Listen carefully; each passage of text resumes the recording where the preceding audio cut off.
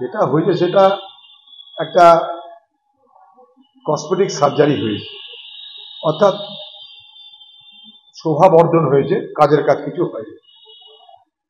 আর এইসব আমরা দেখতে দেখতে অভ্যস্ত। থোর বড়ি খাড়া, খাড়া বড়ি থোর।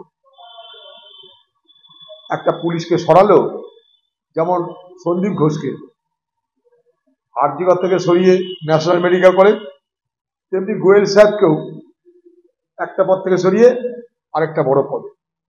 এর মধ্যে তো ফারাক কিছু নেই, কিন্তু কথা হচ্ছে যে এত বড় ঘটনা যাদের ব্যর্থতার জন্য হলো বলে আমরা মনে করছি, তাদের শাস্তিটা কোথায়? তাদের কিন্তু এই মুহূর্তে আগে সাসপেন্ড করে বসিয়ে রেখে তদন্ত শেষ হওয়া পর্যন্ত অপেক্ষা করা উচিত। কিন্তু এখানে কি হচ্ছে, এক্সচেঞ্জ হচ্ছে। আচ্ছা, তোমার এটা লাগবে, দেখো কতদিনের জন্য ছেড়ে দাও, ওইটা না।